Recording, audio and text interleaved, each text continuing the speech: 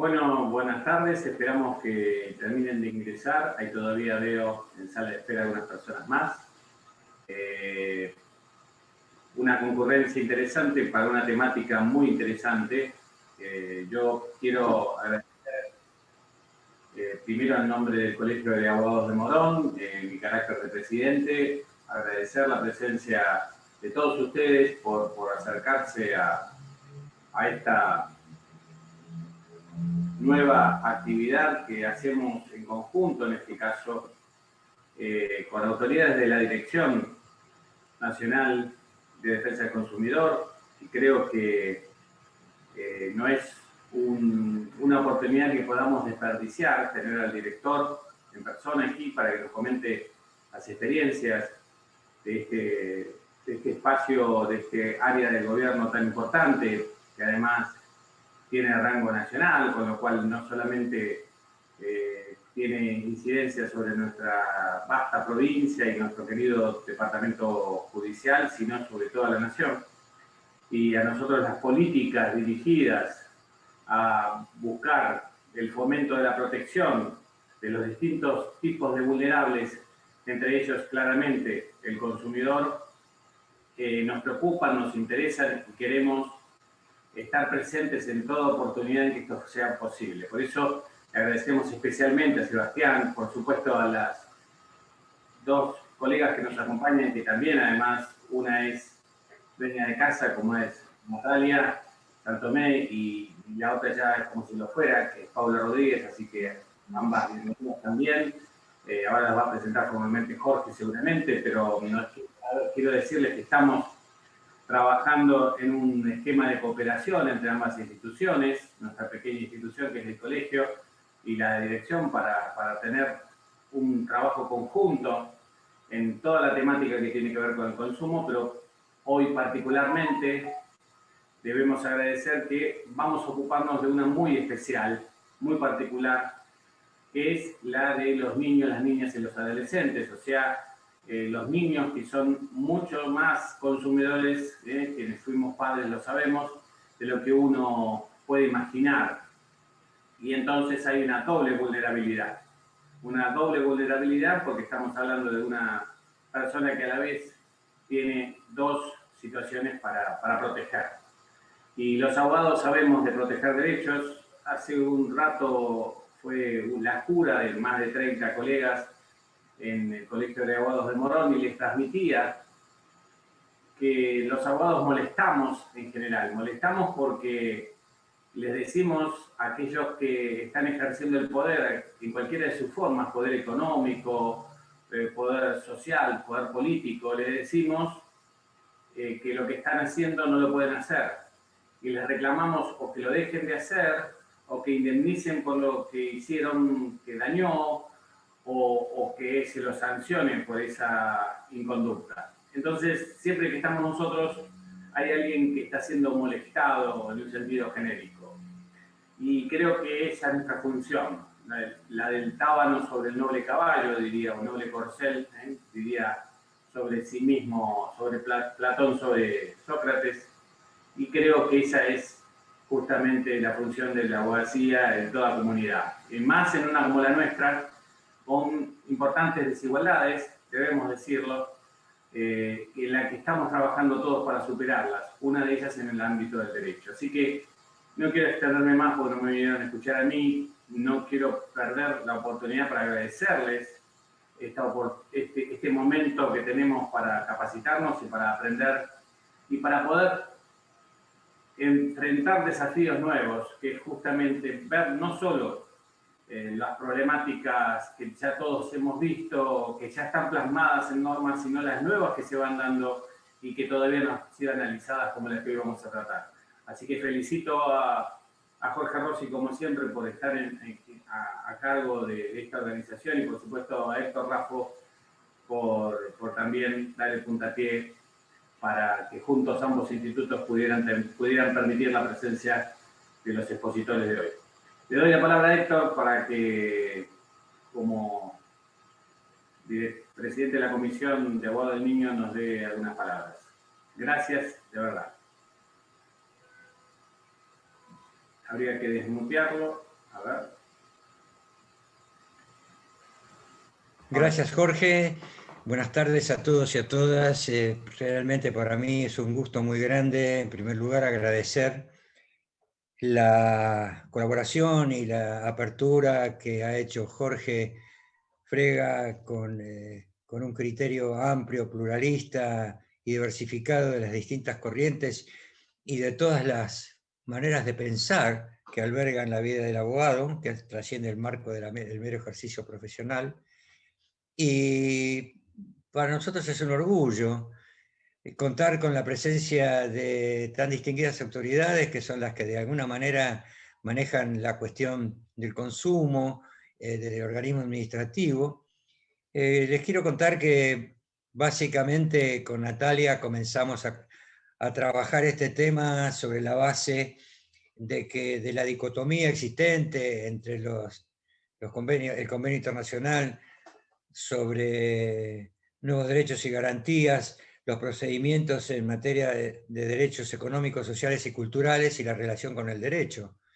Y sobre todo con la vulnerabilidad de todos aquellos sujetos entre los que se encuentran los niños. Las reglas de Brasilia abonan esta similitud, digamos, ¿no?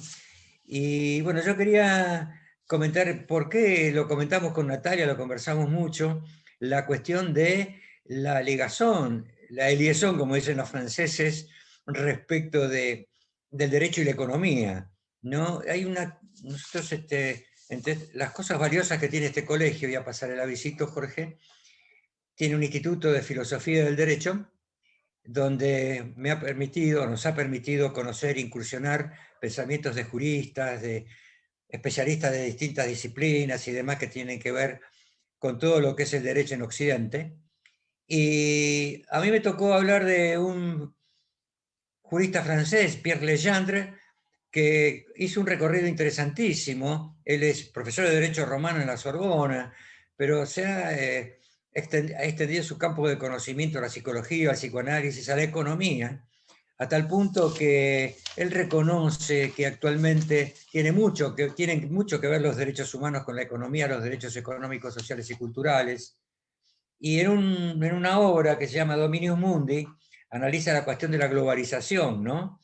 Y el imperio del management, que es otra, otra obra de él, y que por último les quiero mencionar 3 o 4 reflexiones de él, y nada más, y después no los aburro más. Dice que el proyecto civilizatorio planetario del industrialismo conspira contra los procesos de diferenciación subjetiva. Debe relacionarse el poder con el sujeto. Este cree que todo es posible cuando nada es posible. Es necesario fortalecer la necesidad de reconocimiento del sujeto como tal y no como parte de él. Y el poder de la ley, lejos de tratarse de una mera interpretación, es la puesta en práctica del referente absoluto organizador. Estas reflexiones nos han movido fundamentalmente a charlar con Natalia y otras cuestiones, y debo decir con orgullo que otra de los logros de este colegio de abogados es que actualmente contamos con 96 abogados del niño registrados. O sea, nos supera La Plata con 100, pero no sé de La Plata si tiene 100 realmente, bueno, no importa, es un chequeo aproximado. Nosotros tenemos 96, que es un número de abogados que ávidos de participar en esta cuestión de la ampliación de las incumbencias, y más que nada porque los derechos de los niños, de acuerdo a la ley 26061, habilitan o están habilitados a que se intervenga tanto el abogado del niño en la parte administrativa como en la judicial.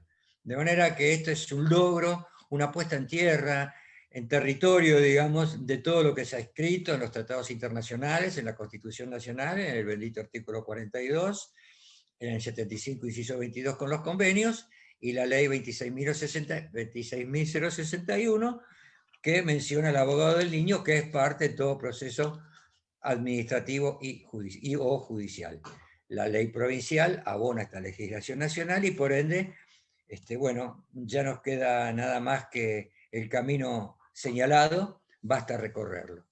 Así que muchas gracias a todos y a todas y les deseo lo mejor a los disertantes y agradecerles profundamente la dedicación y el empeño que han tenido en hacerse un huequito en su actividad para poder expresarse ante nosotros. Nada más, un abrazo a todos y a todas. Muchas gracias, doctor. Y a continuación, entonces, vamos a presentar a los expositores. Empezamos con el doctor Sergio Sebastián Baroselli, director nacional de Defensa de las y los consumidores y también del arbitraje de consumo. El doctor Baroselli, además de director nacional de Defensa del Consumidor, tiene una amplísima experiencia universitaria, docente en varias universidades, autor de varios libros y de buena cantidad de artículos doctrinarios en temas de consumo y de contratos. Es también un investigador, miembro del Instituto Gioja de la Facultad de Derecho de la UBA. Así que su experiencia en la materia no es de ahora, sino de hace bastantes años. Y dentro del tema del derecho del consumidor, tiene ya un largo trabajo en materia de consumidores hipervulnerables. Así que sin querer sacarle tema de lo que va a hablar hoy, bueno, hoy estamos justamente tratando de un caso de consumidor hipervulnerable, que es el de los niños, niñas y adolescentes, pero digamos que quería poner en autos para los que no tienen conocimiento que el doctor Baroselli viene con esto desde hace tiempo, no empezó con su llegada a la Dirección Nacional de Defensa del Consumidor. Así que sin más, le paso la palabra. Mucho gusto, bienvenido Sergio, o Sebastián, como preferís que te digan. Todo tuyo el auditorio. Bueno, muy buenas tardes a todas y a todos. Ante todo, muchísimas gracias por la amable invitación a participar esta tarde de esta actividad. Agradezco muy especialmente al Colegio de Abogados del Departamento Judicial de Morón, en la persona de su presidente, que gentilmente nos acompaña, las autoridades de sus comisiones e institutos, en especial la del querido Jorge Rossi, que nos une hace muchos años esta pasión por la protección de las y los consumidores. Bien, como bien introdujo en la cuestión Jorge, vamos a hablar en primer lugar, en mi caso, del abordaje de esta problemática de las niñas, niños y adolescentes como consumidores, contextualizándolo dentro de esta categoría de consumidores hipervulnerables. Y bueno, justo traje, parece que lo coordinamos con Jorge, pero no fue así, traje a la memoria, cuando preparaba la exposición, encontré esto que fue mi primer trabajo sobre el tema en el año 2012, creo que fue este trabajo, que comentábamos el fallo Machirandarena. Y me lleva a la reflexión esto porque el fallo Machirandarena, para los que no están en tema de derecho al consumidor, los que sí seguramente ya lo conocen, fue el primer caso de daños punitivos en Argentina, en las relaciones de consumo. Y ahí, a mi modo de ver, ya estaba el germen del tema de los consumidores hipervulnerables en ciernes en nuestra jurisprudencia, ¿no? Así que bueno, ahora que les traigo les traigo en primicia algo que es que los consumidores hipervulnerables están ya en la normativa del Mercosur. La semana pasada se firmó la resolución, ahora las vamos a mencionar. Así que bueno, esto que como decía Jorge, hace muchos años venimos bregando, ya va tomando forma en diferentes contornos. Bien, para ponernos en contexto, ya muy bien se anticiparon algunos comentarios. La problemática de la necesidad de la tutela de consumidores hipervulnerables es un tema, como decía, que ya nuestra doctrina hace tiempo venía bregando, que nuestra jurisprudencia tímidamente comenzaba a sostener, y que también muchos de nuestros instrumentos internacionales tenían también fundamentos para sostener la existencia de estos consumidores hipervulnerables. Primero me gustaría centrarnos en por qué hablamos de consumidores hipervulnerables. Partimos de la... Ay, se me mezcló alguna de las líneas, no importa. Partimos de la base, en el derecho del consumidor, de que todas y todos los consumidores somos vulnerables en las relaciones de consumo, en nuestros vínculos con los proveedores de bienes y servicios, por varias razones. Por las asimetrías en el campo informativo, donde el proveedor es quien detenta el conocimiento del negocio, de los bienes y servicios que introduce en el mercado, de la forma en que lo comercializa. También en el plano jurídico observamos una vulnerabilidad en atención a que los contratos de consumo son además contratos de adhesión con condiciones generales de la contratación, en los que, como dice algún autor, el contrato sin combate o el contrato en silencio, ¿no? Es decir, el contrato donde simplemente las partes, una impone y la otra tiene la libertad de decir sí o de decir no.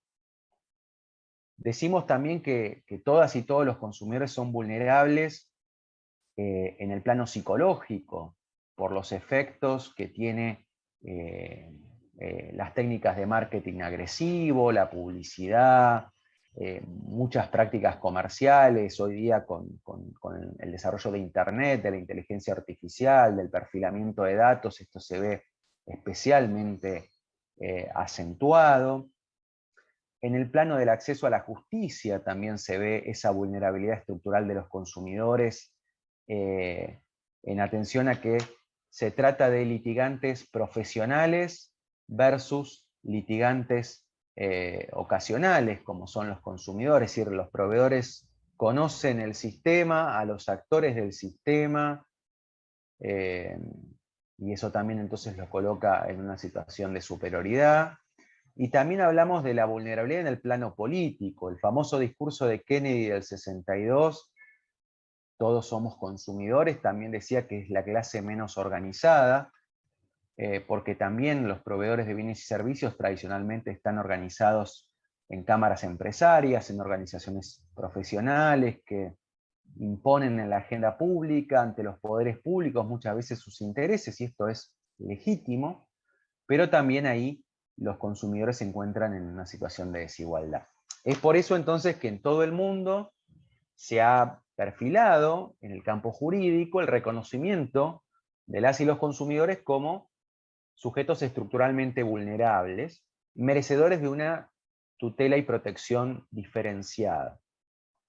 Y ahí surge entonces la cuestión de los consumidores hipervulnerables. A los consumidores que a la vulnerabilidad de ser consumidores se le adiciona otra vulnerabilidad, en razón de su edad, en razón del género, de una situación socioeconómica o de algún otro aspecto que provoca especiales dificultades en el ejercicio de sus derechos y del acceso a la justicia. Esta problemática, como les decía, de la necesidad de acentuar la protección de ciertos colectivos, encuentra su fundamento en varios instrumentos, las propias directrices de Naciones Unidas de Protección al Consumidor, el documento más importante de Naciones Unidas en la materia, refiere en su última modificación del año 2015 a la necesidad de la protección de los consumidores vulnerables. También teniendo presente que los derechos de los consumidores son derechos humanos de tercera generación, resulta importante rescatar la perspectiva que, por ejemplo, la Corte Interamericana de Derechos Humanos ha dicho, por ejemplo, en la causa Furlan, en cuanto a la necesidad de la acentuación de la protección de aquellos derechos en cuanto estén involucrados grupos vulnerables, lo que las ya bien referenciadas 100 reglas de Brasilia de acceso a la justicia de personas en condición de vulnerabilidad también nos traen desde el campo del soft law, o como también en el derecho comparado, el recorrido que ya han hecho la Unión Europea o varios países como Francia, Italia, Luxemburgo, Andorra, el propio Estado español, o Brasil, Perú, Bolivia, Colombia o El Salvador en América Latina, nos marca. En el caso del derecho argentino, como les decía, si bien ya la doctrina, la jurisprudencia incipientemente insistían sobre la cuestión, la única mención tangencial que existía a este tema en la ley 24240 de defensa del consumidor era el artículo 60 de la ley, cuando nos hablaba de la necesidad de implementar programas específicos para consumidores en situación desventajosa. Situación que cambió radicalmente el año pasado a partir del dictado de la resolución 139-2020 de la Secretaría de Comercio Interior de la Nación, por la cual, en primer lugar, se instrumenta el reconocimiento de esta categoría de consumidores hipervulnerables, centrándose entonces en la idea de acentuación de la vulnerabilidad de los consumidores en función de la edad, el género, la vulnerabilidad socioeconómica o cultural, enumerando algunos colectivos en los que puede perfilarse esa hipervulnerabilidad, y ahí menciona expresamente a niñas, niños y adolescentes, que es el tema que nos congrega hoy, como también menciona a personas mayores, a personas con discapacidad, a migrantes, a personas en situación de vulnerabilidad socioeconómica, entre otros.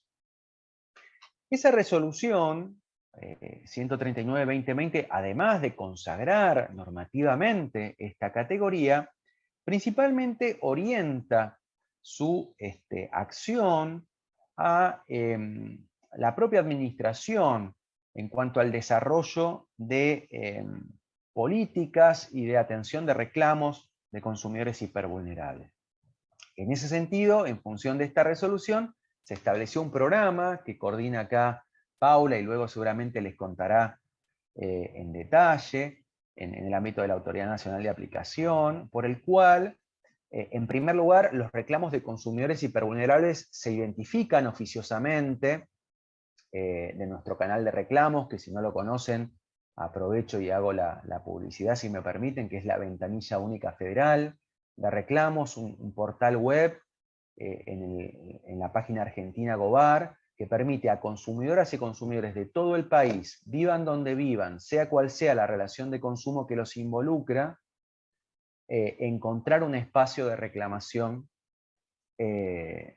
para la resolución de sus conflictos. Esos reclamos, entonces, cuando están involucrados estos consumidores hipervulnerables, son oficiosamente identificados, asignados al equipo de abogadas y abogados del programa, que a partir de un procedimiento de facilitación realizan gestiones oficiosas ante los proveedores de bienes y servicios para la resolución de los conflictos. Y esto, como les voy a mostrar seguidamente, ha sido muy auspicioso en este tiempo de pandemia que tristemente nos toca transitar, donde quizá en los momentos más duros de la pandemia, cuando allá por marzo del 2020 implementamos el programa, quizá fue la única herramienta que tuvieron muchas y muchos consumidores para la resolución de sus conflictos, especialmente los más vulnerables. También creo que de eso hablará un poquito Paula, articulamos con diferentes organismos del Estado, como los Centros de Acceso a la Justicia, con la Secretaría Nacional de Niñez, Adolescencia y Familia, con las organizaciones de consumidores, las bibliotecas populares, para que ellos que están en los territorios nos permitan entonces hacer las buenas gestiones para poder facilitar la recepción de esos reclamos, bueno, ya pasamos los más de 4.000 reclamos desde que se implementó el programa. Es interesante, digo, por tirar algunas pinceladas, algunas cuestiones estadísticas que traje para compartirles. El 60% de los reclamos de consumidores hipervulnerables son de mujeres. Si lo comparamos con los reclamos en general, la cuestión se vuelve paritaria, lo cual nos marca, si me permiten, pensar que la cuestión de género incide muchas veces en clave de interseccionalidad en la cuestión de la hipervulnerabilidad. También que la agenda de los problemas de los consumidores hipervulnerables también difiere de la de los consumidores en general. A tope de los motivos de reclamación en los reclamos de consumidores hipervulnerables, las cuestiones vinculadas a servicios financieros, lo cual nos marca varias cuestiones. La incidencia que la problemática del sobreendeudamiento del consumidor, es un tema que Jorge ha trabajado muy bien, tiene como problemática social, y que la pandemia ha especialmente acentuado, y la necesidad de regular este tema, como bien lo hace el proyecto de Código de Defensa de las y los Consumidores que proponemos y se encuentra en tratamiento en el Congreso de la Nación, y que el Consejo Económico y Social ha resaltado como una iniciativa estratégica. Ahí, dentro de la temática de los servicios financieros, seguramente de eso les hablará Paula en detalle, se resaltó el año pasado las dificultades que encontraron muchos beneficiarios del IFE, que vieron retenidos sus ingresos por, si me permiten el verbo, entidades que rapiñaron ese ingreso de emergencia para reclamar deudas pretéritas. Hoy día la problemática del fraude por ingeniería social, de estas estafas que lamentablemente sufren especialmente los consumidores hipervulnerables, de personas que se hacen pasar bajo diferentes metodologías como entidades financieras, o le hacen creer que han ganado un premio, o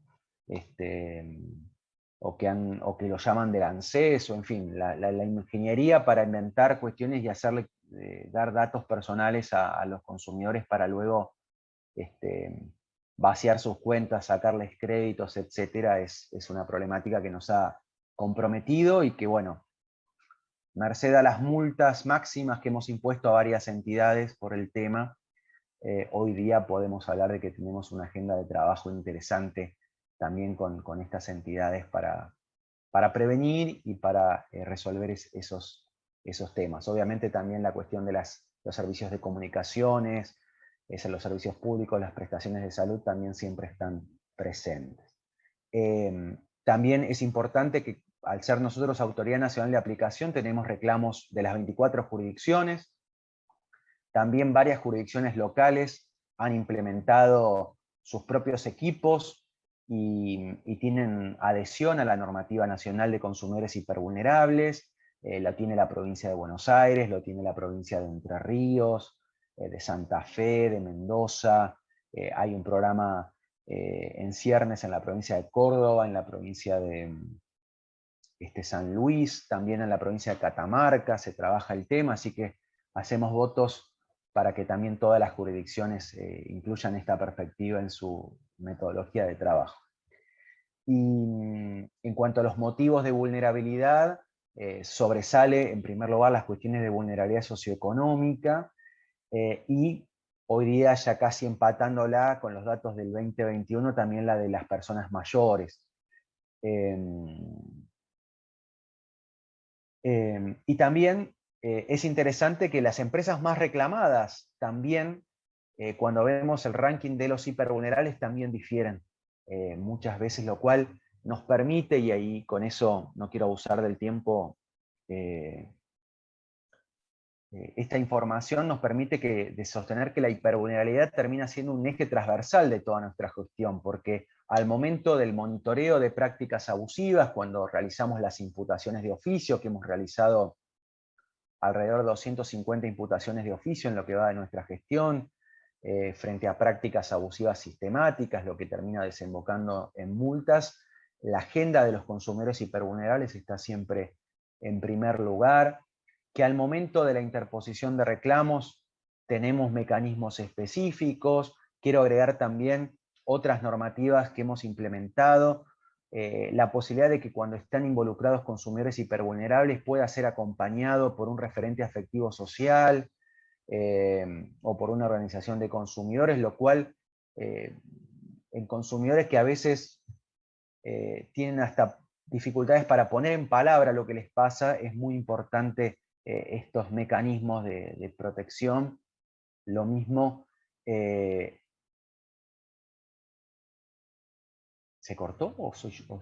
¿Estoy bien? No, porque me apareció una cosa en la pantalla, perdón. En los programas de educación y concientización que realizamos, en la Escuela Argentina de Educación en Consumo, de la cual Natalia tiene un rol muy importante, a lo que los invitamos también amablemente a nuestro campus virtual de la Escuela Argentina de Educación en Consumo, donde van a encontrar cursos, seminarios y otras actividades en las que pueden participar gratuitamente para la formación, tanto de abogados como de público en general, o a través de nuestras redes sociales, en Twitter, en Instagram y en Facebook, donde también realizamos campañas de difusión de derechos, en la articulación federal que les contábamos con las autoridades locales de aplicación a partir del Consejo Federal de Consumo, como también en el trabajo que desarrollamos con las organizaciones de consumidores. Este año, quería resaltar, hemos financiado 15 proyectos a organizaciones de consumidores vinculados a la temática de consumidores hipervulnerables, vinculados a niños, niñas, adolescentes, cuestiones de género, barrios vulnerables y personas con discapacidad vinculados a sensibilización de derechos, asesoramiento y campañas de educación y sensibilización, como también, como les decía, esta cuestión no la dejamos solamente en el ámbito nacional, sino que la promovemos en el ámbito internacional. Hoy día, gracias al trabajo que hemos hecho en el Comité Técnico número 7 del Mercosur de Defensa del Consumidor, tenemos felizmente una norma en Mercosur que obliga a los Estados miembros a implementar políticas de consumidores hipervulnerables, y ya la norma adquiere entonces una encarnadura incluso supralegal. Como también podemos destacar el trabajo que hacemos en la FIAG, en el Foro Iberoamericano de Agencias Gubernamentales de Consumo, donde lideramos el grupo de género y consumo, y también la cuestión de los consumidores hipervulnerables está presente en la mesa de trabajo. La semana pasada participé del grupo intergubernamental de expertos de Naciones Unidas de Defensa del Consumidor, y justamente llevamos también la bandera de los hipervulnerables como el centro en el debate global. Así que quería terminar con esta frase de Antonio Herman Benjamín, el jurista brasileño que acuñó el término de hipervulnerables. Nosotros simplemente importamos el término y lo desarrollamos en Argentina. Juez del Superior Tribunal de Justicia del Brasil, que en un famoso fallo nos señaló que los consumidores hipervulnerables son aquellos que, exactamente por constituir una minoría y ser a menudo discriminados, más sufren la masificación del contrato y la pasteurización de las diferencias que caracteriza y enriquece la sociedad moderna. Ser diferente o ser minoría no significa ser menos consumidor ni menos ciudadano, tampoco merecedor de derechos de segunda clase o de una tutela meramente retórica del legislador. Muchísimas gracias a todas y a todos y quedo, por supuesto, a disposición.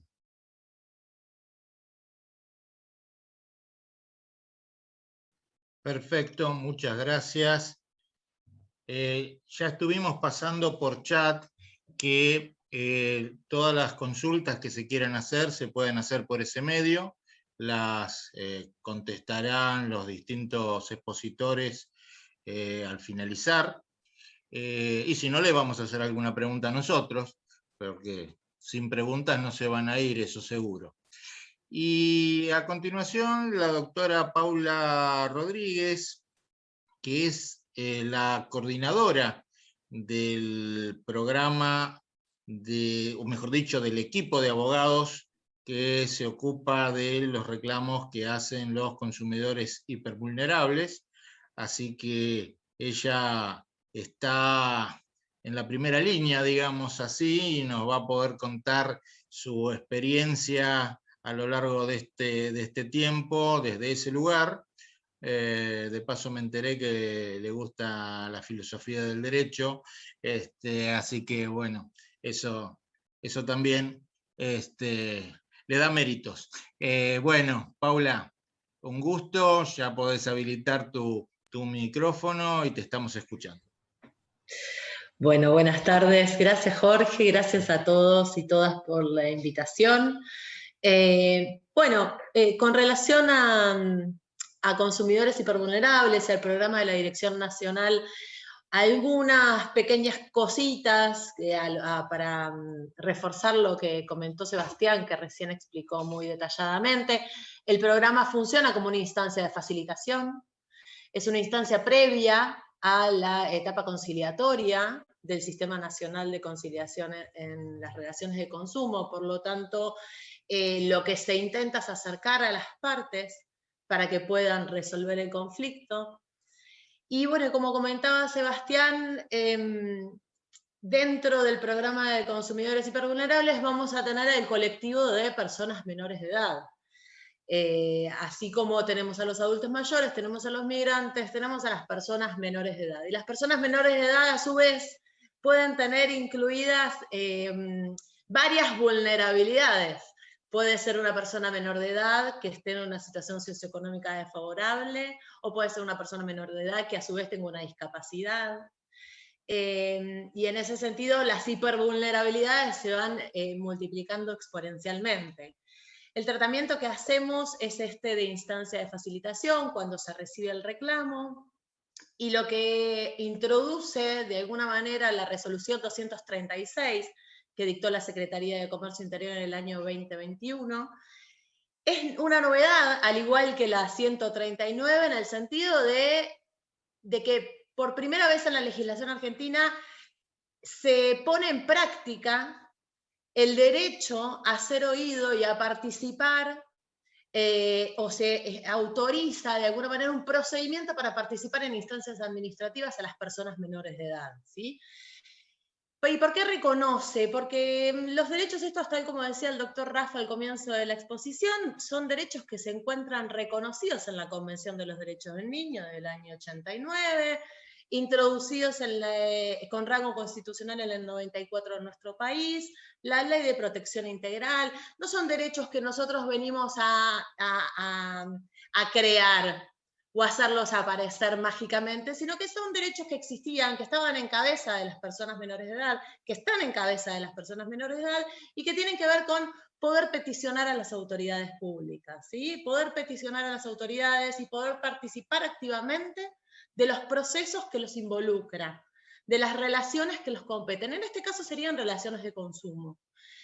Entonces, solamente voy a sumar una cosa más a lo que mencionaba el doctor Rafa, que es que también está reconocido en el nuevo código, el código reformado del año 2015, son derechos que que nosotros venimos a hacer efectivos de alguna manera con esta resolución 236 y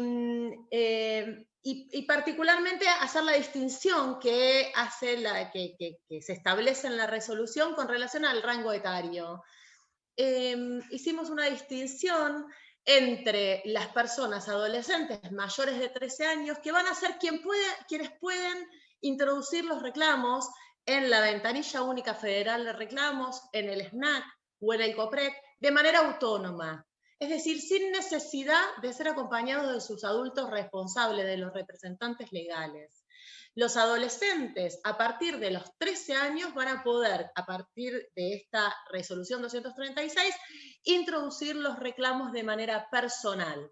Y por eso es importante la resolución 139, que viene de alguna manera a articularse con la 236, porque establece un mecanismo específico para el tratamiento de los reclamos de consumidores hipervulnerables, que serían los reclamos de los adolescentes en este caso. Van a tener el equipo de abogados y abogadas de la Dirección Nacional de Defensa del Consumidor, que van a intervenir en el reclamo, que los van a orientar, que los van a asesorar, que van de alguna manera hacer los requerimientos a los proveedores, y de ser necesario en caso de que el reclamo no pudiera resolverse en esta instancia administrativa de facilitación y pasase a una instancia de conciliación, podrán ser acompañados con los abogados del programa de consumidores hipervulnerables, independientemente de que la normativa y la resolución 236, y ya lo va a mencionar Natalia, también está dictada en consonancia con la figura del abogado del niño, en consonancia con el 27 de la ley 26.061. Por lo tanto, que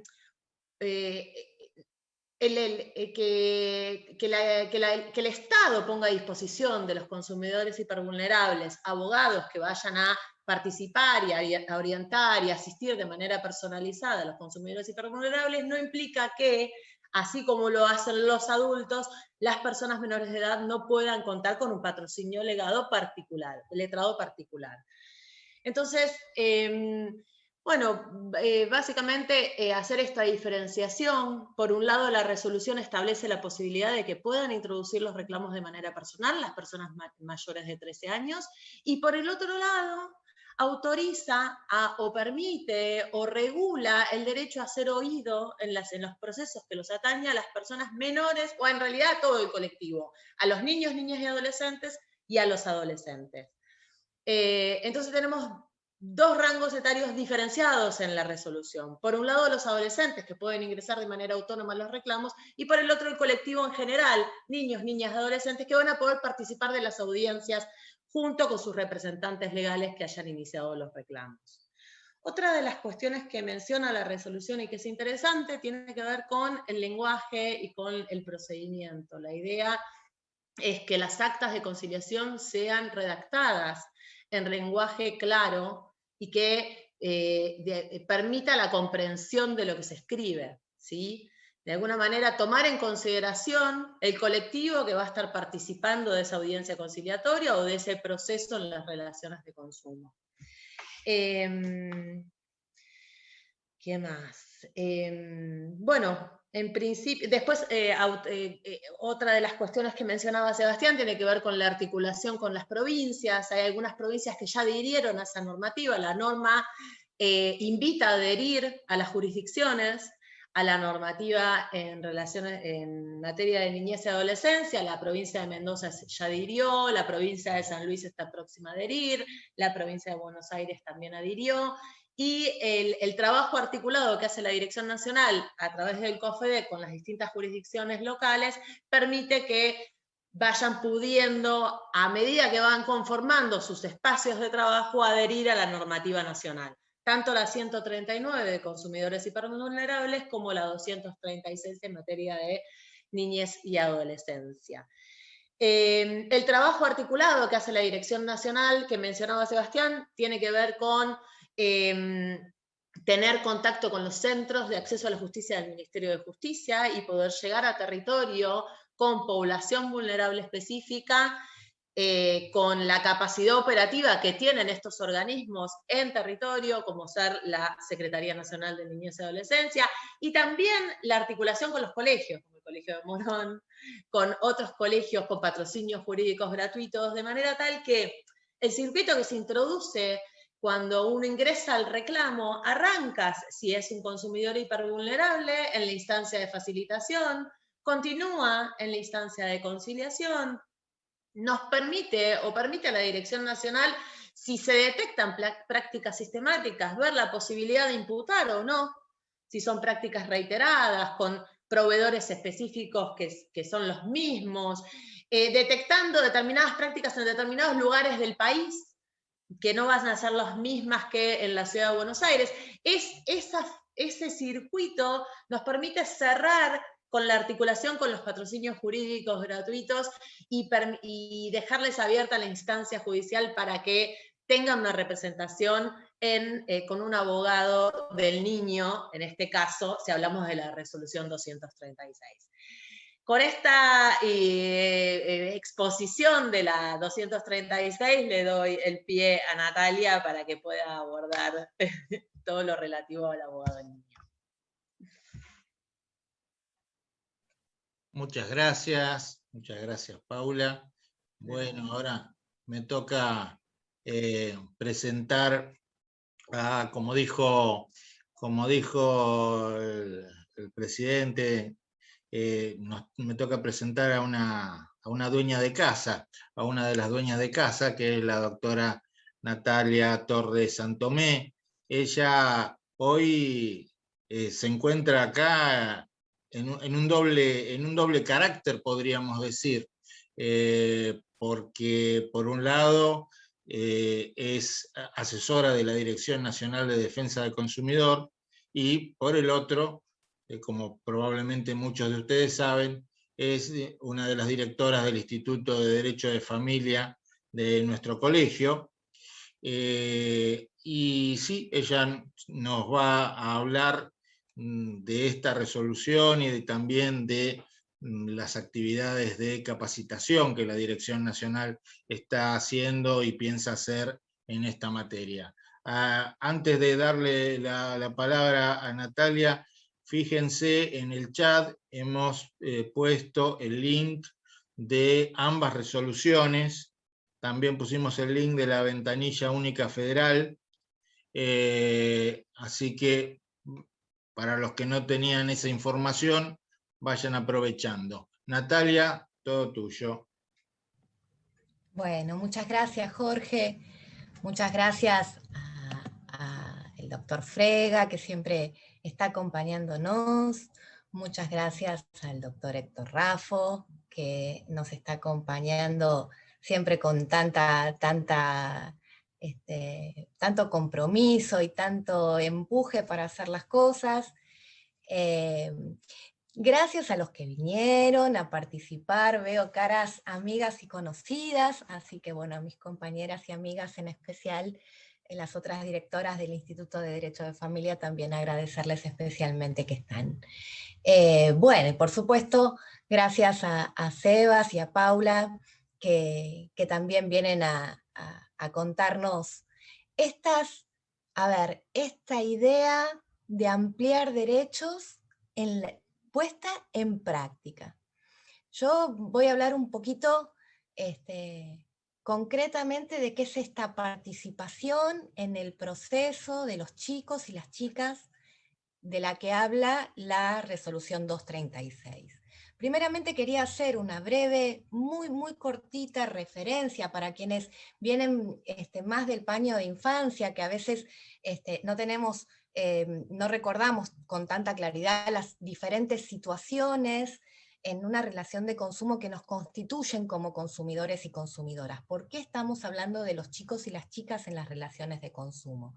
Porque muchas veces pareciera que se habla de una especie de consumismo, de fomento del consumo, y para nada, lo que estamos hablando es del ámbito protectorio y intuitivo en relaciones donde los chicos y las chicas ya están involucrados.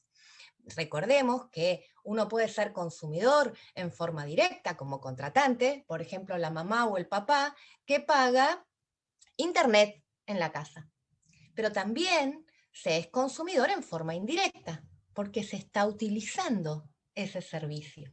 Y también se puede ser un consumidor expuesto a los riesgos o daños que puede causar ese servicio.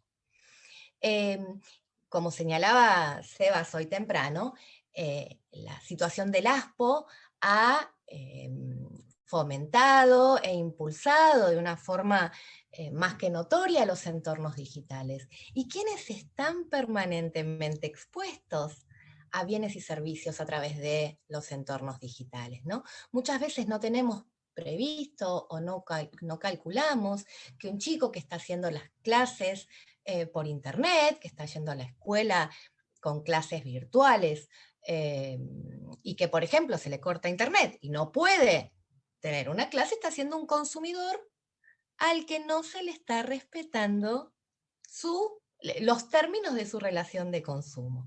No tenemos que pensar a los consumidores y usuarios y a las consumidoras y usuarias solamente como los sujetos contratantes. Permanentemente, los chicos y las chicas están expuestos a relaciones de consumo en la vida no virtual, desde en el mundo anterior, comprar un sándwich en el colegio, no sé, en cualquier comercio, tomar un transporte, al mundo virtual, donde además estos nativos digitales tienen un conocimiento muy superior al de los adultos que se sientan a conversar sobre estas relaciones de consumo. No siempre tenemos identificada esta figura de los chicos y las chicas como actores protagonistas. Como actores protagonistas en estas relaciones sociales, en este caso en la relación de consumo, y como actores y protagonistas en el proceso administrativo primero y eventualmente judicial después, que surge o que está relacionado con esta relación social. Nosotros vamos a enfocarnos en esta idea de los chicos y las chicas como actores protagonistas en un proceso, en este caso en un proceso administrativo. ¿Y por qué podemos estar hablando como protagonistas? Bueno, todos recordamos la ley de patronato de menores, la doctrina de la situación irregular, el paradigma tutelar, quienes venimos del ámbito de infancia, todos estos temas los tenemos conocidos, por ahí quienes vienen desde el ámbito del derecho de las y los consumidores no lo recuerdan tanto, pero aquel paradigma tutelar se identificaba bajo un discurso protectorio, tuitivo, disfrazaba una negación del sujeto de derecho. Las decisiones que se tomaban respecto de los chicos y las chicas no incluían la consideración de este chico o de esta chica como un sujeto del derecho, porque el ordenamiento de base los entendía como incapaces. ¿Y quién era el incapaz para el ordenamiento? Bueno, el incapaz es el que no sabe, el que no puede, y por lo tanto, su participación en cualquier proceso es la de un mero espectador. Recuerden que el Código Velezano y nuestra ley de patronato, con este paradigma este paradigma tutelar, equiparaban a los chicos y a las chicas con las personas con padecimientos mentales. Al día de hoy hay que recordar que el Código Civil y Comercial sigue remitiendo las normas de la curatela a las normas de tutela, pero bueno, eso es para otro debate. En esta estructura de pensamiento, las personas menores de edad carecían de aptitudes mentales, directamente. Eso los volvía unos sujetos cuanto menos impotentes, pero también incómodos y a veces incluso peligrosos, ¿no? Esto es algo que no tenemos del todo superado. Hemos visto unos discursos bien de paradigma tutelar cuando debatíamos la ley de voto joven en el año 2012. La Convención de los Derechos del Niño viene a representar un cambio estructural y paradigmático en materia de infancia y adolescencia. porque va a asumir como base la condición de sujeto de derecho de los chicos y las chicas. Va a cambiar la estructura tutelar para asumirse como un paradigma que parte desde la condición de la infancia como un colectivo de sujetos que requieren el reconocimiento específico de todos los derechos y garantías que tienen todas las personas, más otros derechos y garantías que son propias por su condición de niño, niña o adolescente. A todo eso, además, hay que sumarle un plus tuitivo. No es que la convención desprotege, que el paradigma tutelar era protectorio y la convención no. No, no. La convención es protectoria. Lo que no es paternalista. Lo que no es la convención, o no participa la convención, es la de negar a este sujeto del derecho. Lo que va a decir es, mire, este niño o esta niña tiene todos los mismos derechos que tiene usted, ¿eh? Tiene el derecho a peticionar a las autoridades, tiene derecho a ser oído, tiene derecho a participar en los procesos que lo involucran, tiene derecho a ejercer su propio credo, tiene derecho a juntarse, tiene derecho a opinar, tiene los mismos derechos que tiene usted, señor adulto, pero además tiene otros específicos, porque justamente es una persona que está creciendo, que se está desarrollando, tiene otros derechos específicos, y como es una persona que se está formando, una persona que se está desarrollando, tiene que tener además una protección especial. Esto es bien importante recordarlo, porque la convención no iguala a los niños con los adultos en términos fácticos. Sí les da una igualdad en términos de sujetos de derechos, pero no en términos fácticos. No podemos caer en el discurso falaz que sostiene que, bueno, en tanto el reconocimiento de la personalidad jurídica que se le da a los chicos y a las chicas para sus derechos fundamentales implica necesariamente un agravamiento de las condiciones de trato. No, claramente que no. Por eso es importante destacar que son los mismos derechos que tienen todas las personas, más derechos propios por su condición de niño, niña o adolescente, más un plus especial de protección. Y esto es porque estamos hablando de derechos fundamentales.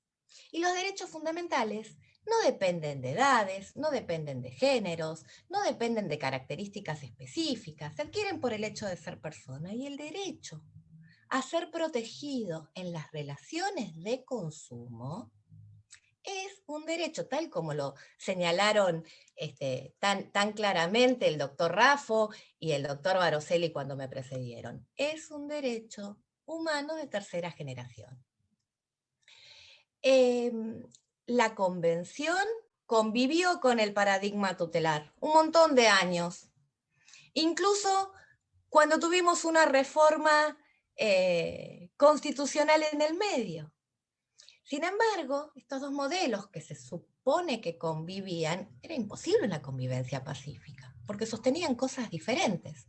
Entonces íbamos a encontrar en aquel entonces, y lamentablemente también ahora, muchas sentencias que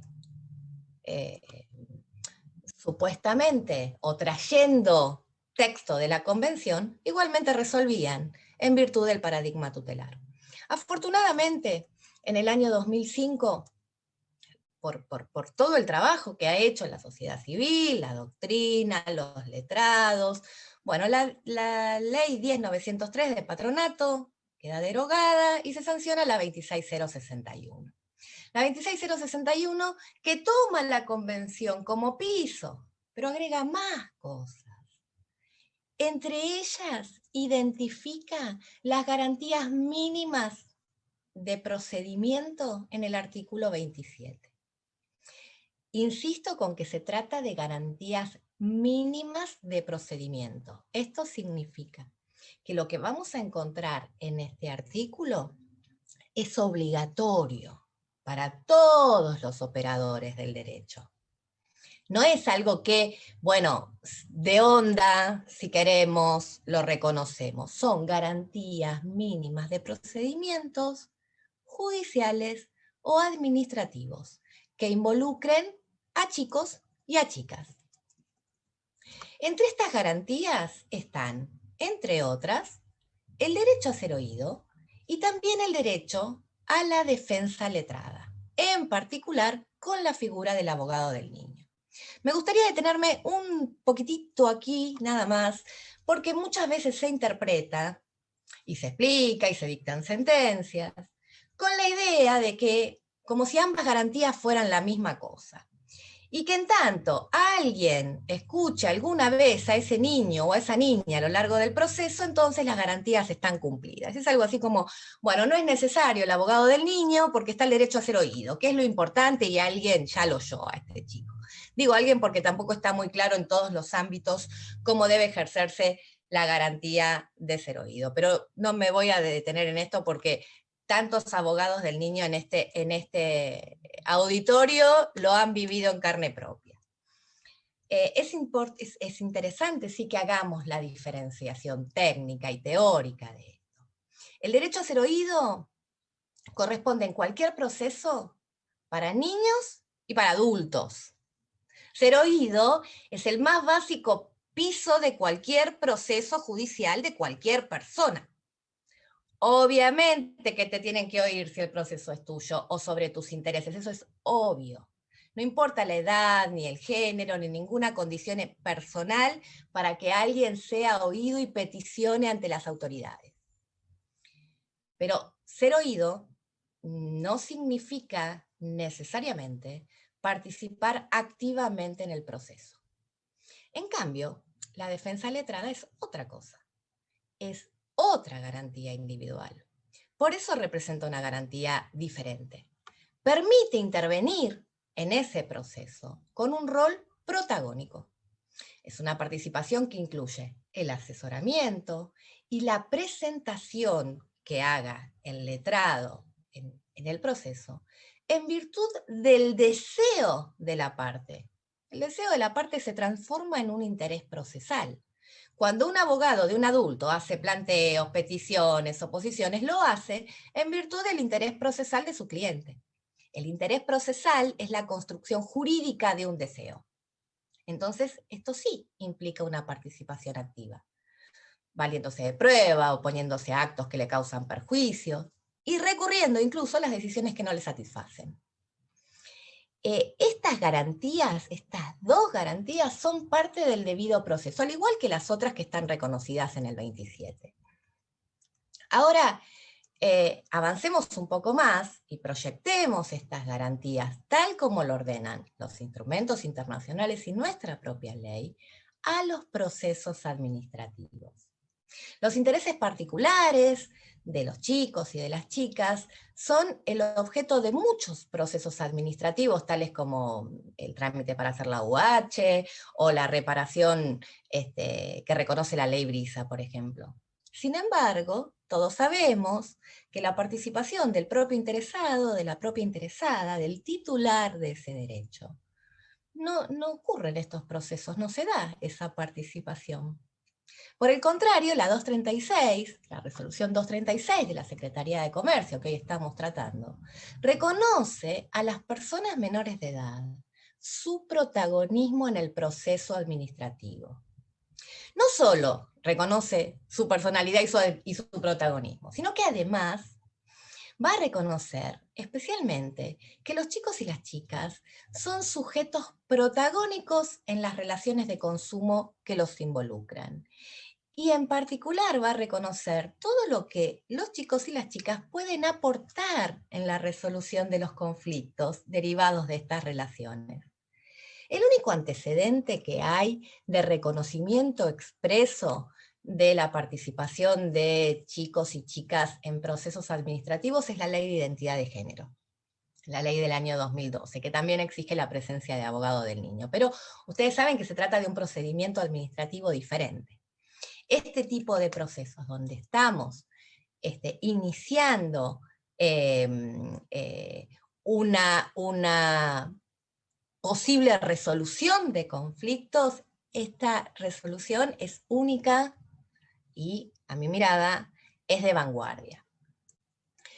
Porque como decía Paula, la resolución no viene a crear el derecho, no viene a reconocer, a establecerlo. Sin embargo, que la resolución esté y que la letra de la ley reconozca este rol protagónico y reconozca expresamente la facultad que tienen los chicos de presentarse con su propio abogado del niño, facilita seguir ampliando derechos, facilita sentarse frente a abogados corporativos, facilita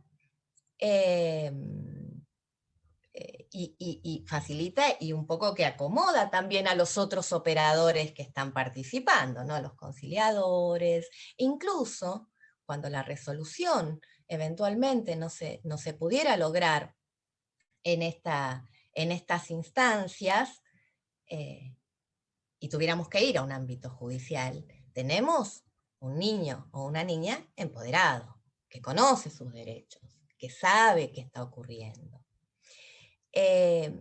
Todo lo que hace la resolución 236, todo este reconocimiento que hace la resolución 236, la posiciona y posiciona a la autoridad de aplicación alejándose de aquellas decisiones tan típicas que alegando una supuesta protección o marco protectorio, en realidad le niegan a los chicos los derechos y garantías más fundamentales, no solo de los chicos y de las chicas, sino de las personas humanas. Y muchas veces quienes niegan estas participaciones se sostienen o alegan un supuesto concepto de interés superior. Bajo la idea de interés superior, ustedes saben que se dan las vueltas más perversas al paradigma tutelar, negando la propia característica de la persona y suplantándolo por un adulto que, en principio, sabe más y piensa mejor. El principio de interés superior se utilizó a lo largo de nuestra historia para muchísimas cosas. Sin embargo, nada tiene que ver en realidad con el paternalismo ni con el paradigma tutelar. Por el contrario, lo que es el interés superior es ese plus tuitivo o ese plus protectorio del que hablábamos al inicio. Es parte del paraguas de protección que la Convención y la 26 otorgan a este sujeto especialísimo, que son los chicos y las chicas. Con interés superior protegemos, pero no negamos, no impedimos, no desconocemos la calidad de sujeto de derecho. Quiero traer para terminar otro principio más de la Convención, que también toma la 26061 y del que es un claro ejemplo la resolución 236, que es el principio de efectividad. El principio de efectividad es la obligación que tienen los estados de procurar y proveer herramientas para que los derechos y garantías reconocidos sean efectivos. Es decir, puedan ejercerse efectivamente, de verdad, que no sea solamente una declamación de derechos. Lo que hace la resolución 236 es claramente venir a cumplir con el principio de efectividad. Porque lo que uno dice es, bueno, si el derecho está el derecho a la defensa técnica está en la 26061. Si el derecho a ser oído, sí, está, pero acá todos sabemos lo difícil que es ejercerlo. Entonces, bueno, esta resolución les facilita a los chicos y a las chicas el ejercicio de sus derechos. Y por otro lado, abre un interesante debate de incumbencia profesional, que por supuesto tendrá todavía muchas situaciones para afinar, muchas situaciones prácticas para debatir, como nos pasa concretamente con la participación de abogado del niño, sobre todo en un proceso administrativo de este tipo. ¿Por qué? Yo hablo a título personal, ¿por qué a mí me parece que es una resolución de vanguardia? Yo entiendo que es una resolución de vanguardia, porque es el reconocimiento del Estado Nacional para el ejercicio concreto de los derechos. Yo no voy a tener un proveedor, un proveedor enorme, como puedo tener las multinacionales que se sientan con sus abogados corporativos, un montón de señores de traje que saben mucho, frente a un niño o una niña que también sabe mucho, porque si por ejemplo vamos a debatir la cantidad de gigas, si vamos a debatir cuánto era el contrato que le habían ofrecido a mi mamá o a mi papá, probablemente ese chico o esa chica sepa mucho mejor que todos los adultos sobre el servicio que debían cumplirle. El desafío está en llevar adelante esto. La Dirección Nacional ha tenido ya varios casos de reclamos de chicos y chicas.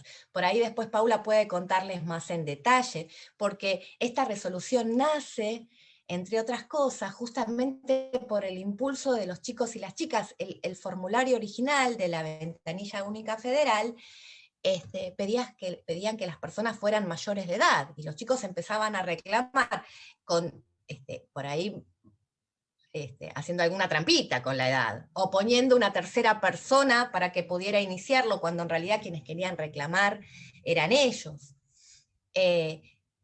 Nada, desde mi parte, respecto de las 236, para nosotros es un poco uno de nuestros grandes orgullos, y también como litigante, el desafío.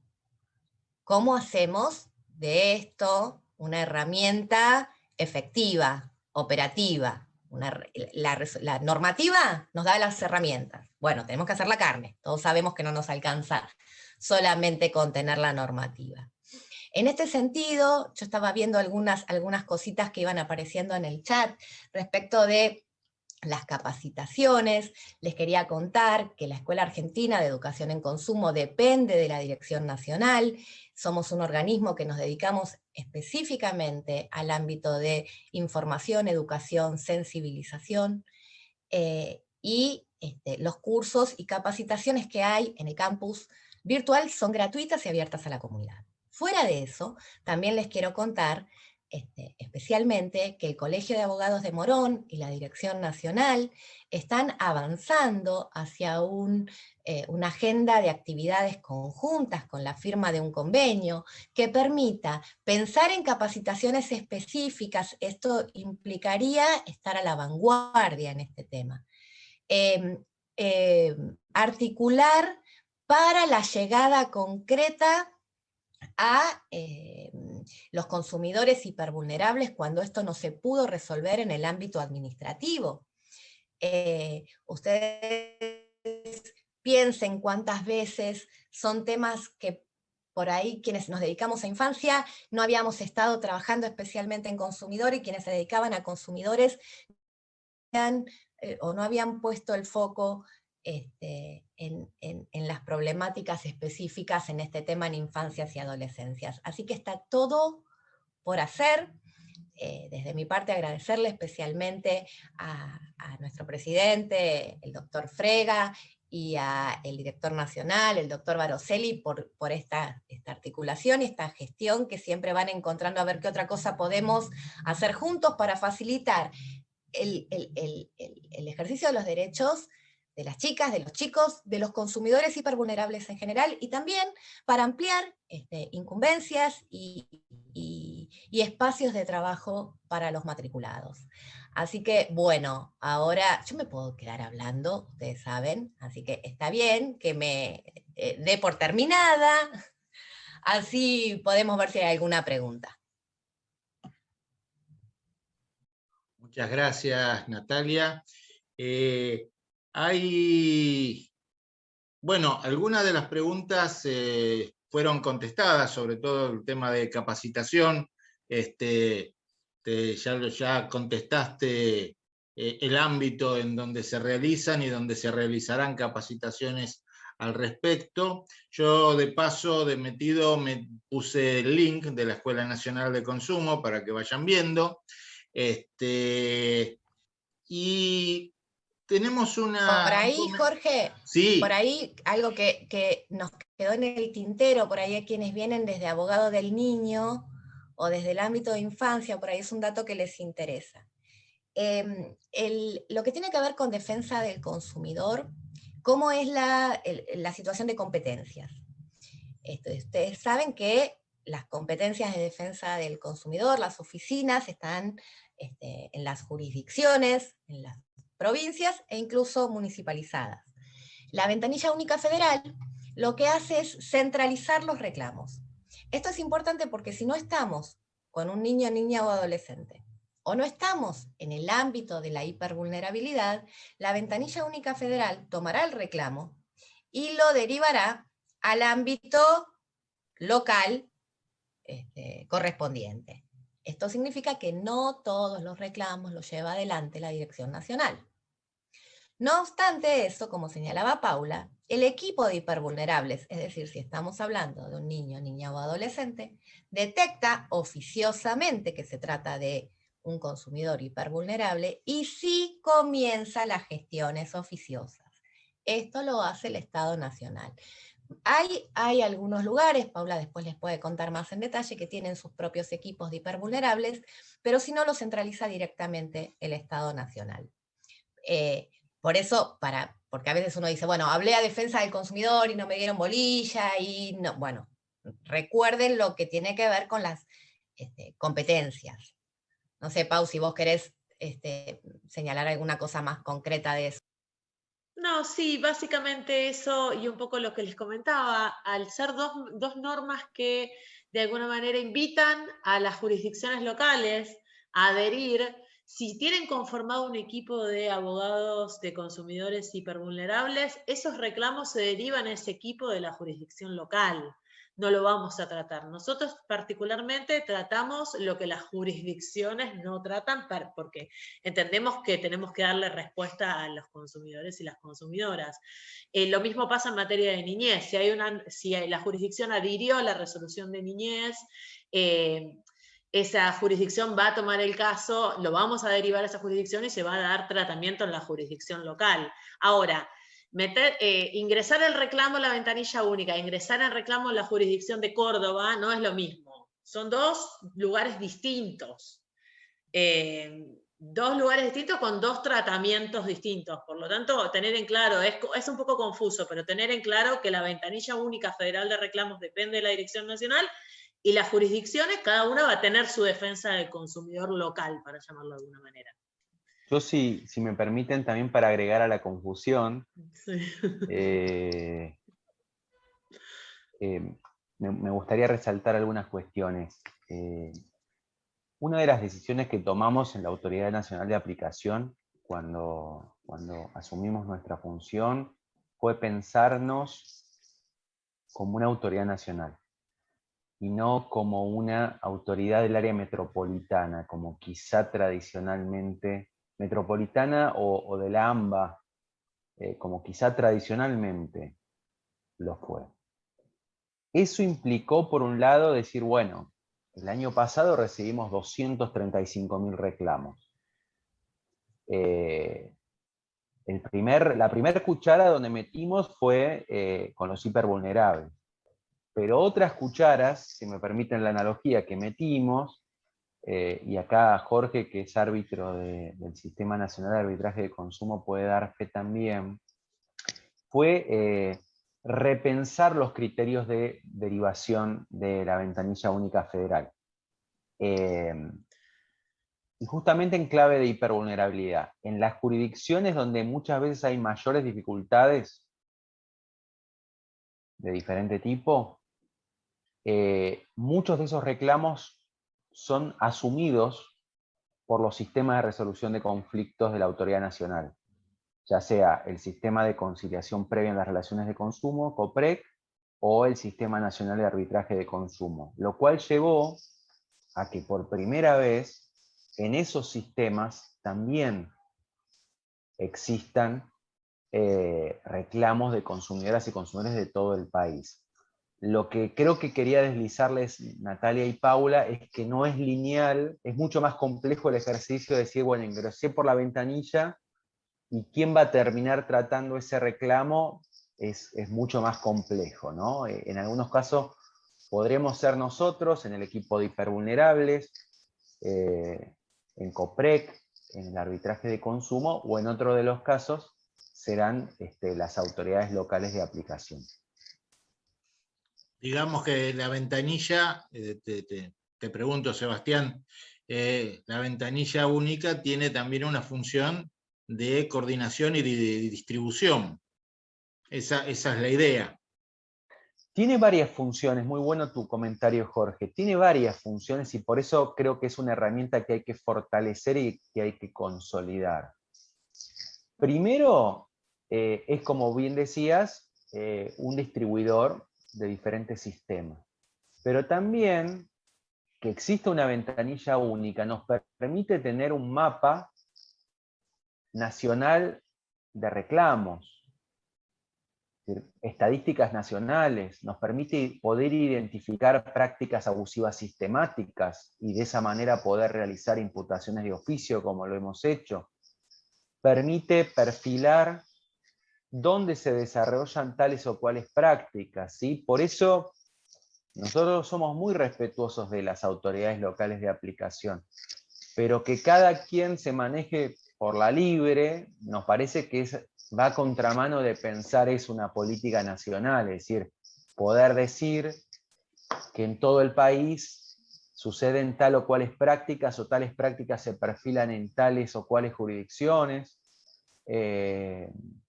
Por darles un pequeño ejemplo, el año pasado, cuando comenzó el ASPO, por redes sociales uno veía gente que decía: voy a una empresa de cobranzas extrabancarias, no vamos a poner marcas, y me cobran adicionales por pagar facturas, o por recargar la SUBE, o por recargar el teléfono. ¿Saben cuántos reclamos había en la ventanilla única federal por cobrar extras en la cobranza de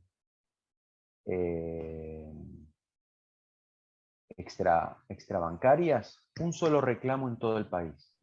Un solo reclamo. ¿Eso qué nos puede llevar a sostener? Que no existe esa práctica, que la práctica no es sistemática. Quizá si uno lo coteja con la realidad, se encuentra con que no es así. Por eso la importancia de reclamar. Vieron que muchas veces la gente dice: yo no reclamo porque queda en la nada, o porque no sé qué, o porque es muy burocrático, o porque, no sé, diferentes cosas que uno escucha. Que si uno los contrapone con la realidad, aparte no son así, porque si uno mira las estadísticas, en COPREC, por ejemplo, casi el 80% de los reclamos que van a audiencia se concilian. Es decir, 8 de cada 10 consumidores que se sientan se van con un acuerdo. Y además eso también es un insumo, y aparte al consumidor no lo hacemos gastar.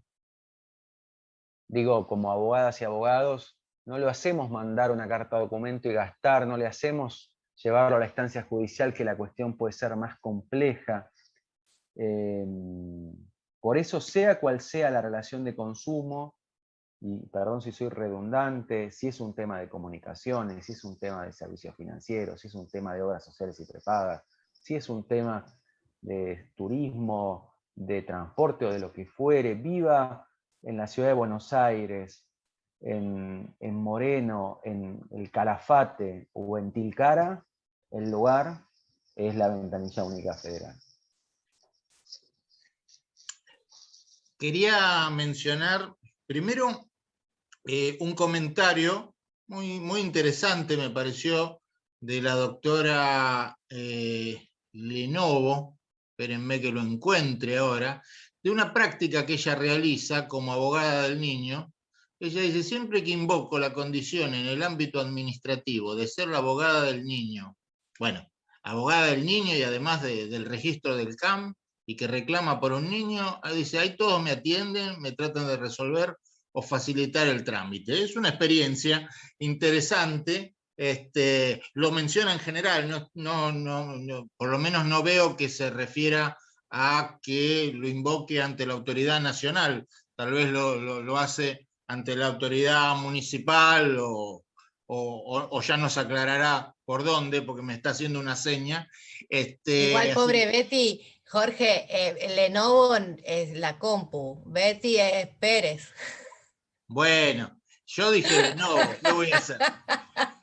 Ella me pone Lenovo, si me ponía Samsung Galaxy, yo le digo Samsung Betty. Galaxy. Si me ponía iPhone, yo le digo iPhone. Y si me ponía Bueno, algo peor, le decía algo peor. Yo pongo lo que ella Sigmund dice. Bauman dice que el peor efecto de la sociedad de consumo es que nos termina convirtiendo en productos, Y ¿no? claro, ella es un producto, el Lenovo. Ella me puso Betty Lenovo, es Betty Lenovo. Es así.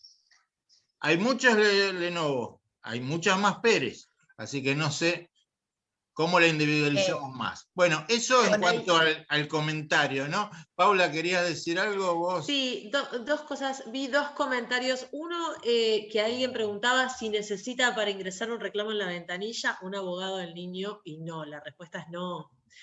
La idea es, no lo necesita un adulto tampoco. Un abogado para ingresar el reclamo a la instancia conciliatoria no precisa un abogado, y si es hipervulnerable cuenta en principio con un equipo de abogados que va a tramitar los requerimientos en esta instancia de facilitación, independientemente de que quiera estar patrocinado con un abogado privado, pero el Estado pone a disposición de las consumidoras y los consumidores esta herramienta que es gratuita, ¿sí? Y más para las personas menores de edad incluso. O sea, es una posibilidad, se menciona en la 236, la posibilidad de que pueda asistir con patrocinio letrado, porque no es que excluye, simplemente que no es necesario a los efectos de ingresar al reclamo. Y la otra cuestión que preguntaban tenía que ver con algo de salud. Hay dos cosas que quería mencionar. El formulario, apenas uno ingresa al formulario, en el primer apartado dice o pregunta o los ayuda a reflexionar sobre la condición de hipervulnerabilidad, si perteneces a un grupo vulnerable, sos personas discapacitadas, de manera tal que se pueda autopercibir de alguna manera hipervulnerable la persona que lee, porque muchas veces no, esto no tiene solución, no, bueno, me hicieron el cuento del tío, me estafaron, y digo, bueno, pensar, es un adulto mayor, es una persona menor de edad, tenía alguna situación en particular, bueno, manifestarlo en el reclamo, ¿no? Esta cuestión de hipervulnerabilidad. Entonces nos preguntaba alguien sobre un reclamo contra una obra social sindical de una persona discapacitada, pero que es menor de edad. ¿Puede ingresar al reclamo los progenitores? ¿Están incluidos los derechos de niños, niñas y adolescentes que están vulnerados? ¿Va a ingresar como consumidor hipervulnerable? Porque aparte también es discapacitado. O sea, estas vulnerabilidades que se van multiplicando. De manera autónoma, no sé si es la pregunta, la persona discapacitada, menor de edad, de manera autónoma, entiendo que no, pero no es algo que nosotros lo vamos a decidir, lo va a decidir el responsable de esa persona menor de edad discapacitada, pero hay relación de consumo, puede ingresar al reclamo en la ventanilla y debe hacer mención de que se trata de una persona menor de edad y con una discapacidad. Y si me permitís, Paula, quisiera agregar también, ahí Mirna preguntaba si había algún tipo de costos. Lo bueno es, siempre el procedimiento administrativo es totalmente gratuito para el consumidor, en todas sus instancias y en todos los sistemas. Y aparte, ni siquiera tiene que gastar en transporte, porque nuestros sistemas nacionales son totalmente despapelizados y digitales, porque el reclamo se hace de vía electrónica, la notificación al proveedor es de manera electrónica, las audiencias son por medios digitales, el expediente es electrónico y también el acuerdo que se pueda lograr va a ser electrónico. Nosotros, gracias a Dios, ya no tenemos esos problemas que a veces uno escucha de alguna jurisdicción.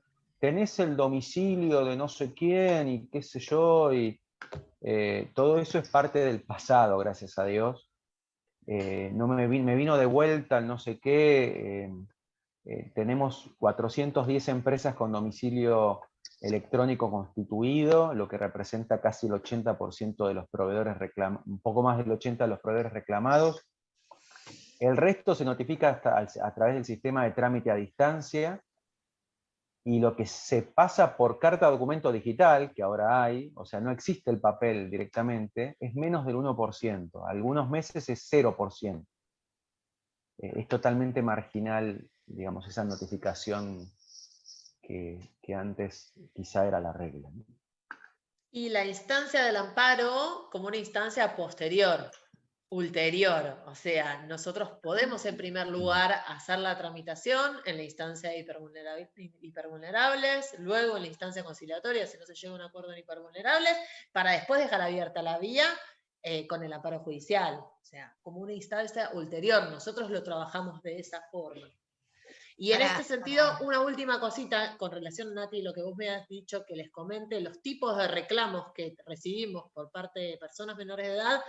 Muchos tienen que ver con cuestiones de salud, en donde las personas menores de edad no son los contratantes directos, sino los que utilizan el servicio. Entonces se reclama a favor de alguna prestación médica, alguna medicación para estas personas menores de edad. Otras de las situaciones más concretamente de consumo de bienes tienen que ver con compras, por ejemplo, en las redes sociales, en Instagram.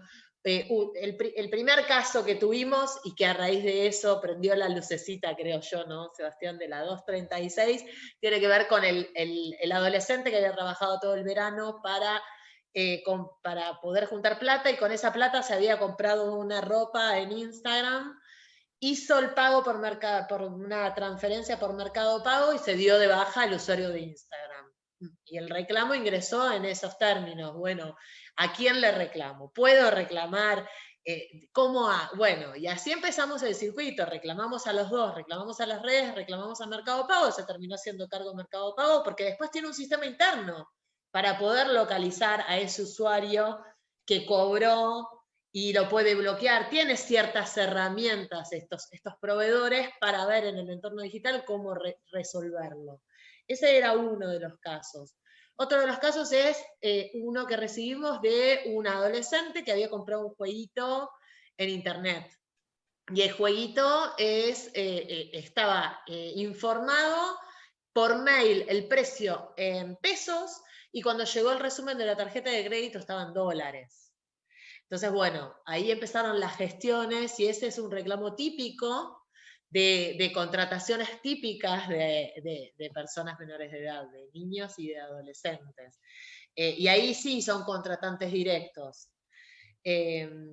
Bueno, yes. Sí, y qué mejor, si me permiten, qué mejor ejercicio de construcción de ciudadanía y de educación para el consumo que a ese chico de 15 años que compró por internet y vio vulnerados sus derechos, encontró un Estado que lo acompañó y que pudo hacerlo efectivo, ¿no? Ahí, Paula, si me permitís, están preguntando en el chat el tema de las obras sociales y demás. Me gustaría, si me permitís, que cuentes también otro de los temas que trata el programa, que es el de los casos de la ley IBE. Sí. También trabajamos las interrupciones, o no las interrupciones, sino las dilaciones, la obstaculización en el acceso a la práctica de la interrupción voluntaria del embarazo. La norma establece que no debe haber obstaculizaciones, ni dilaciones, ni impedimentos, y la norma otorga un plazo de 10 días, así que directamente los casos de IBE tienen un formulario específico que incluso es más amplio que el formulario tradicional, porque con solo el teléfono de la denunciante es suficiente para que nosotros nos podamos poner en contacto. Y bueno, y ahí tenemos una articulación interesante. Provincia de Buenos Aires tiene su equipo de IBE, por ejemplo, entonces, y ellos ya conformaron un armado de articulación con el Sistema de Salud Público de Provincia de Buenos Aires, para los supuestos que sea sistema de salud público. Cuando es el sistema de salud privada, se hace el mismo procedimiento, los requerimientos a las obras sociales, a las empresas de medicina prepaga. La verdad que tenemos una respuesta bastante favorable. Ahí, Pau, hay un dato que por ahí nos está faltando para quienes no se dedican a consumidor, para saber si en esta práctica de salud que yo quiero reclamar puedo ir por consumidor o no, lo que tengo que identificar es si hay una relación de consumo. Este es el punto. Quienes no se dedican especialmente a esto tienen que por ahí hacer finita esta parte de decir, bueno, en este incumplimiento, ¿tengo una relación de consumo? Recuerden que la relación de consumo es el intercambio de bienes y servicios, incluso gratuito, no solamente oneroso. La situación puntual que tiene que tener el consumidor o la consumidora es que aquello que adquirió sea para su uso personal, familiar o social. No estoy en una relación de consumo cuando, por ejemplo, se compra un insumo para producir otra cosa. Si yo identifico que tengo una relación de consumo, entonces tengo este camino administrativo, sin importar qué tipo de servicio es. Por eso puedo iniciar el reclamo administrativo por un problema con Internet, por un producto que compré en el supermercado o por una práctica de salud que corresponde por el contrato que tengo y me está siendo denegada.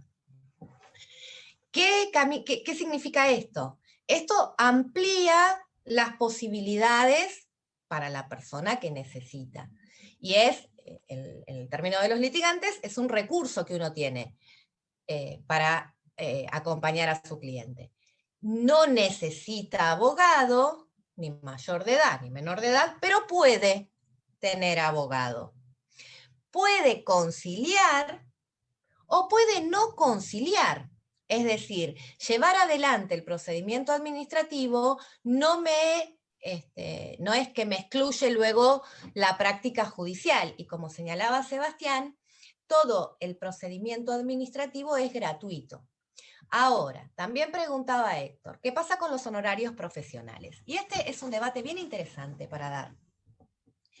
La 236 lo que hace es, si ustedes leen el texto, dice, esta resolución se dicta en los términos del 27 de la 26061, que también tiene su historia un poco divertida, si quieren, en términos pintorescos, porque ustedes saben que muchas veces hablar de abogado del niño y de la garantía de defensa técnica en ámbitos que no son especializados, parece que uno está trayendo una historia de lejos. Entonces había que enmarcarla en la ley. Y lo que hace es decir, bueno, el chico o la chica que quiere, que desea, tiene este derecho reconocido expresamente para ser ejercido. Ahora, como en cualquier otro procedimiento administrativo, dependerá de los resultados. Es decir, puede ocurrir que vos vayas como abogado del niño, no haya una conciliación y se cierre el ámbito administrativo y no vas a tener un honorario. De la misma forma que no tuvo una resolución favorable el consumidor o la consumidora y quedará expedita la vía judicial. Puede ser que sí tengas una resolución favorable y entonces será parte de la resolución, como en cualquier situación respecto de costas y honorarios. ¿Cómo se efectiviza esto? Bueno, esto es parte de lo que lo hemos charlado mucho con Héctor. Bueno, es lo que hay que hilar finito. ¿Qué hacemos? ¿No hacemos nada? Bueno, no hacemos nada.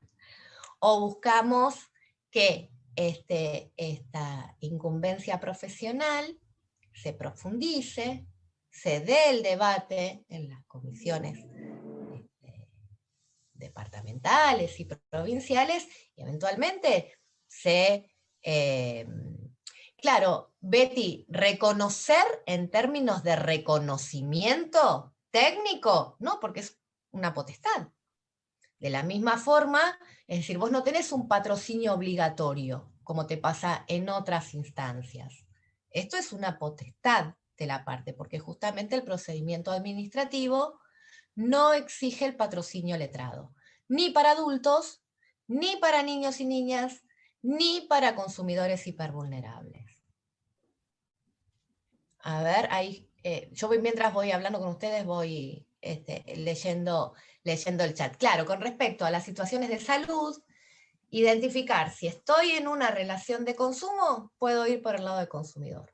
Si estoy, por ejemplo, con una prestación de salud pública, no voy a entrar por el lado de defensa del consumidor. No, por lo menos en este momento. Este es un debate doctrinario que Jorge y Sebastián podrán contarles más en detalle. Ese es el problema.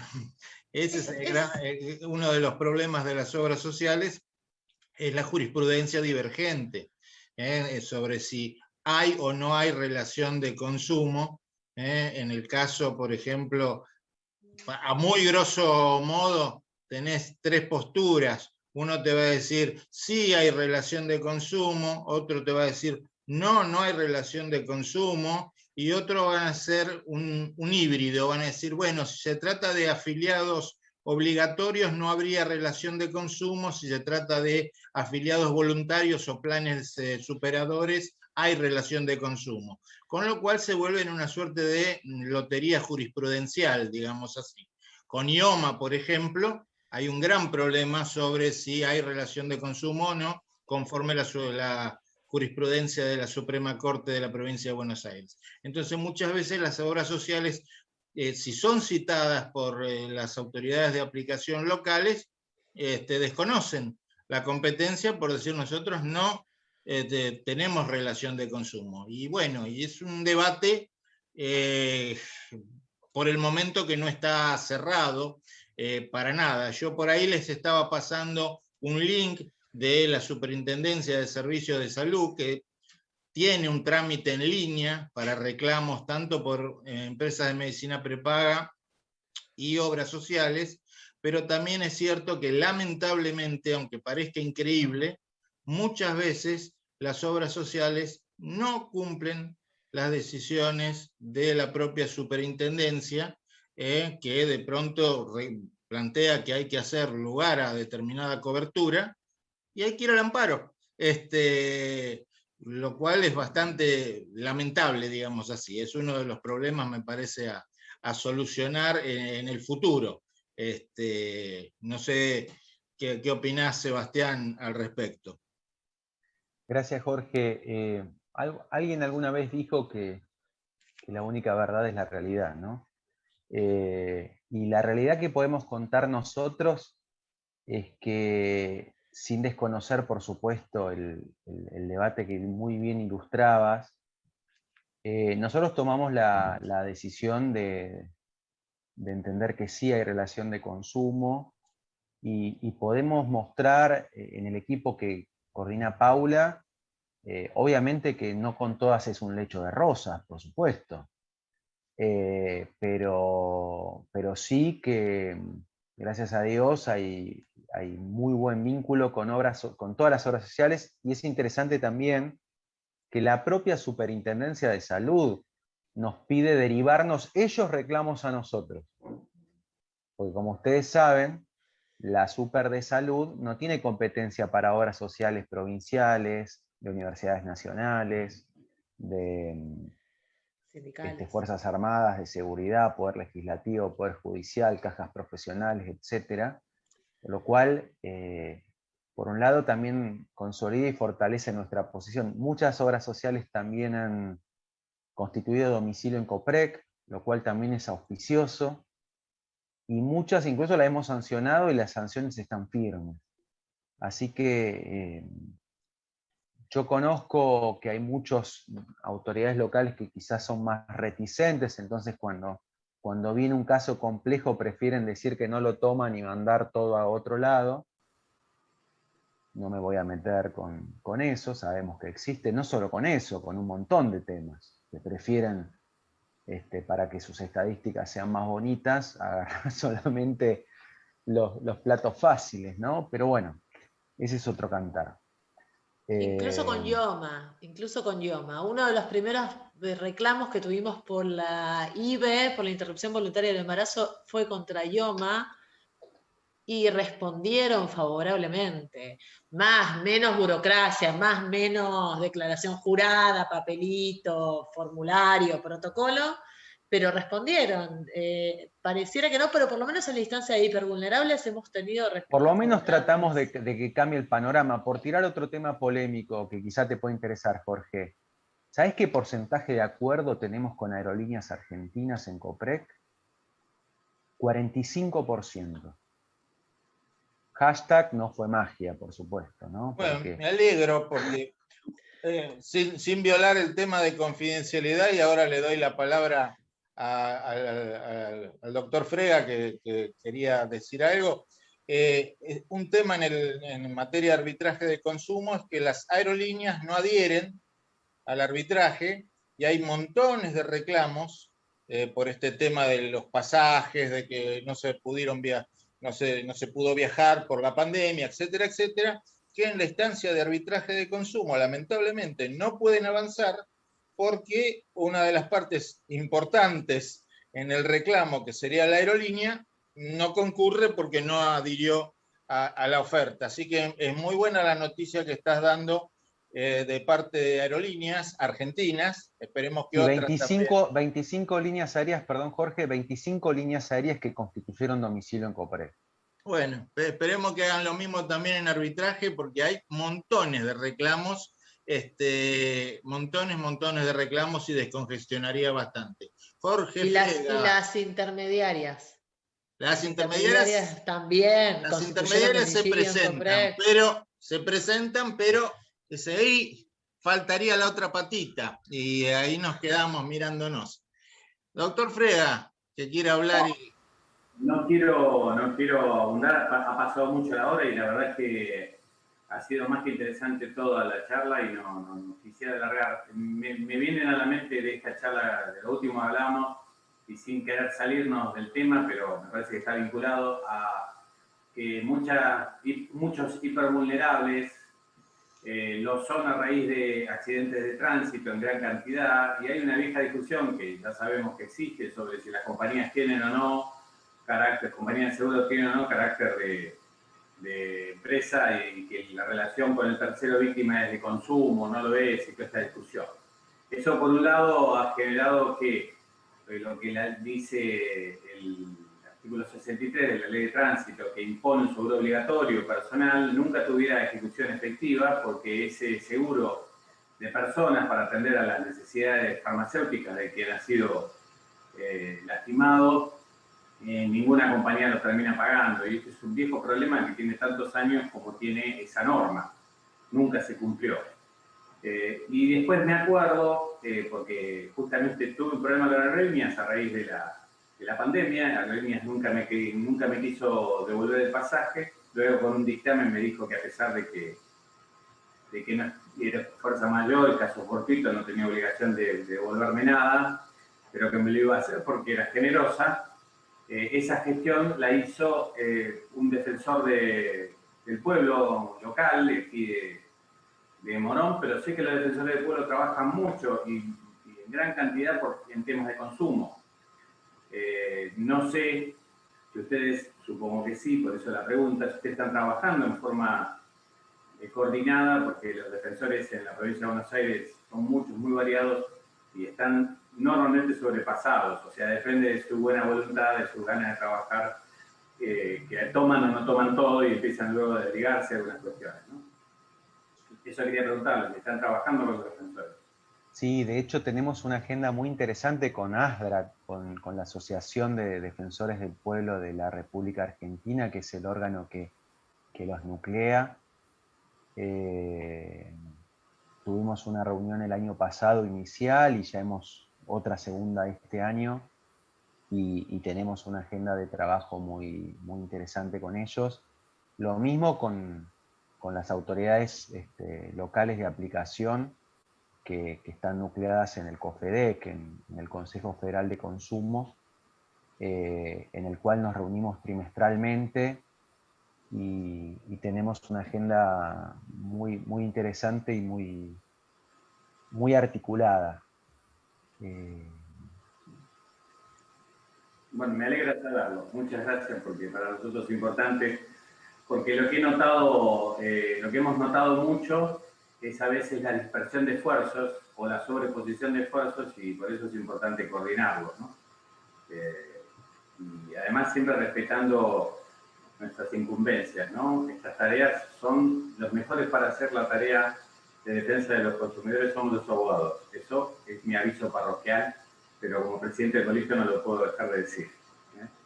Así que me parece muy importante que se lo recuerde. Bueno, no, ese era solamente mi comentario, Jorge, continúa. Bueno, ya nos pasamos 5 minutos de la hora, y bueno, todos estamos saltando de un Zoom a otro, que ya es el nuevo deporte, se llama salto de Zoom. Así que solo me queda agradecerles a todos.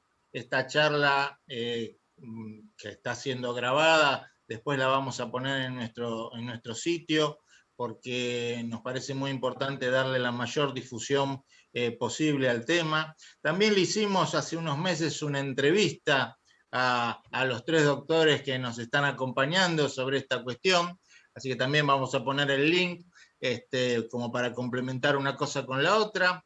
El último que les decía, respecto de Defensorías del Pueblo, la Defensoría del Pueblo de la provincia de Buenos Aires, el doctor Navas, que vos mencionabas, es delegado de la Defensoría del Pueblo de la provincia de Buenos Aires, ha tenido ahora una destacadísima intervención en el tema de las cautelares en planes de ahorro, obteniendo por lo menos 3 cautelares en materia de planes de ahorro colectivas, me refiero, contra 3 proveedores diferentes.